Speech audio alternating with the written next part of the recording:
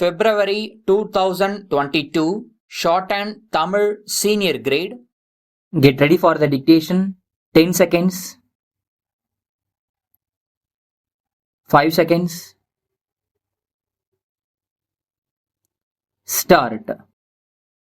மாண்புமிகு பேரவை தலைவர் அவர்களே, வேளாண்மைக்கென்று அமைந்திருந்த துறையை வேளாண்மை உழவர் நலத்துறை என்று பெயர் மாற்றம் செய்து வேளாண் பெருமக்களையெல்லாம் பெருமிதம் கொள்ள வைத்த மாண்புமிகு முதலமைச்சர் அவர்களுக்கு தமிழகத்தின் முதல் வேளாண் நிதிநிலை அறிக்கையை பணிவுடன் அளித்து என் பணியை தொடர்கிறேன். இன்று மனித நாகரிகம் பன்மடங்கு உயர்ந்தாலும் உணவின்றி உயிர் வாழ இயலாது என்பதில் யாருக்கும் மாற்று கருத்து இருக்காது. பெருகி வரும் மக்கட்தொகைக்கு உணவளிக்கும் வகையில் மண்ணை மாற்றிக் காட்டும் மகத்துவம் பெற்றவர்கள் உழவர் பெருமக்கள் என்றால் அது மிகையாகாது. அவர்களை உயர்த்தி அழகு பார்க்கும் அரும்பெரும் நோக்கத்தோடு இந்த வேளாண்மை நிதிநிலை அறிக்கை இன்று இப்பேரவை முன்பு வைக்கப்படுகிறது என்பதை தெரிவித்துக் கொள்கிறேன். வேளாண்மைக்கென்று தனியே நிதிநிலை அறிக்கை தாக்கல் செய்ய பல மாவட்டங்களுக்குச் சென்று உழவர் பெருமக்களை அழைத்து அவர்களிடம் ஆலோசனைகள் நிகழ்த்தப்பட்டன. உணவு தன்னிறைவை தமிழகம் ஓரளவு எட்டிவிட்டது என்பதை நமது உற்பத்தி திறனை வைத்து உறுதி செய்ய இயலும். தமிழ்நாட்டில் சாகுபடி பரப்பினை உயர்த்தவும் தற்போதுள்ள இருபோக சாகுபடி நிலங்களை இருமடங்காக உயர்த்தவும் உணவு தானியங்கள் மற்றும் பணப்பயிர்களுக்கான வேளாண் உற்பத்தியில் முதல் 3 இடங்களுக்குள் தமிழகம் இடம் பிடிக்கவும் நடவடிக்கை எடுக்கப்படும் என்பதை தெரிவிக்க விரும்புகிறேன்.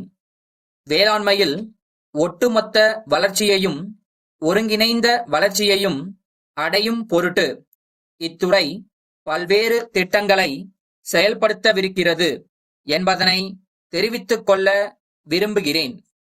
இயற்கை வேளாண்மையில் ஈடுபடும் விவசாயிகளுக்கு இடுபொருள் மானியம் வழங்கப்பட்டு ஊக்கப்படுத்தப்பட உள்ளது. தமிழகத்தில் எண்ணற்ற இளைஞர்கள் வேளாண் கல்வியை தேர்ந்தெடுக்கிறார்கள். வேளாண் பட்டதாரிகளை தொழில் முனைவோராக ஆக்குவதற்கான பயிற்சிகள் பட்ட படிப்பிலேயே அளிக்கப்பட்டு இறுதியாண்டு படிக்கும்போதே அவர்களுக்குள் தொழில் முனைவோர் ஆக வேண்டும் என்கிற தணியாத தாகம் உருவாக்கப்படும் என்பதை தெரிவித்துக் கொள்ள விரும்புகிறேன். வேளாண்மை என்பது உன்னதமான தொழில் என்பதனை அனைவருக்கும் உணர்த்தி அதை மீண்டும் பழைய நிலைக்கு கொண்டு வரும் முயற்சியில் தமிழக அரசு முழுவதுமாக ஈடுபடும். தமிழ்நாட்டின் முதன்மை பயிரான நெற்பயிரின் உற்பத்தியினை அதிகரித்திட திட்டங்கள் செயல்படுத்தப்படும்.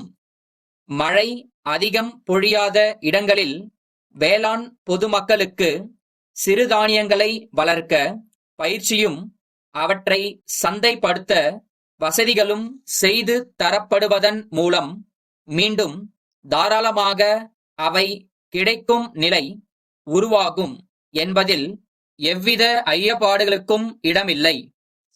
அறுவடை காலங்களில் விளைபொருட்களின் விலை வீழ்ச்சியிலிருந்து விவசாயிகளை பாதுகாக்கும் பொருட்டு ஒழுங்குமுறை விற்பனை கூடங்கள் மூலம் விவசாயிகளிடமிருந்து நேரடியாக குறைந்தபட்ச ஆதரவு விலையில் கொள்முதல் செய்ய நடவடிக்கை எடுக்கப்படும் என்பதை தெரிவித்துக் கொண்டு நல்வாய்ப்பிற்கு மீண்டும் ஒருமுறை எனது மனமார்ந்த நன்றியை தெரிவித்து எனது உரையை நிறைவு செய்கிறேன்.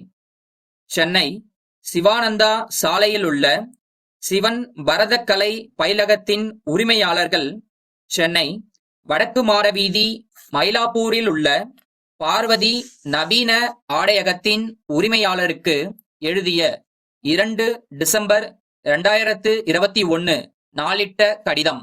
அன்புடையீர், கடந்த 10 ஆண்டுகளுக்கும் மேலாக பரதம் உள்ளிட்ட நடனங்களை சிறார்களுக்கு நாங்கள் கற்றுக் கொடுத்து வருகிறோம் என்பதை மகிழ்ச்சியுடன் தெரிவித்துக் கொள்கிறோம்.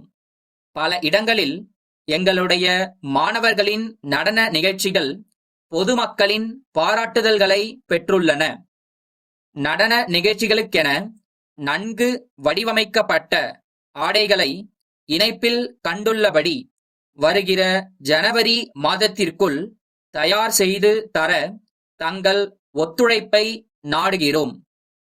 தங்கள் நிறுவனத்தின் மூலம் நடன நிகழ்ச்சிகளுக்காக தயார் செய்யப்பட்ட உடைகளின் புகைப்படங்களோடு நேரில் எங்கள் பயிலகத்திற்கு வந்து விவரங்களை தெரிவிக்குமாறு அன்புடன் கேட்டுக்கொள்கிறோம். வரும் பிப்ரவரி மாதம் எங்களது நடன நிகழ்ச்சி கோவையில் நடைபெற உள்ளதால் அதற்கான ஆடைகளை விரைவில் பெற்று மாணவர்களுக்கு வழங்கப்பட வேண்டியுள்ளதால் இதற்கு முக்கியத்துவம் அளிக்குமாறும் அன்புடன் கேட்டுக்கொள்கிறோம். தங்கள் நம்பிக்கையுள்ள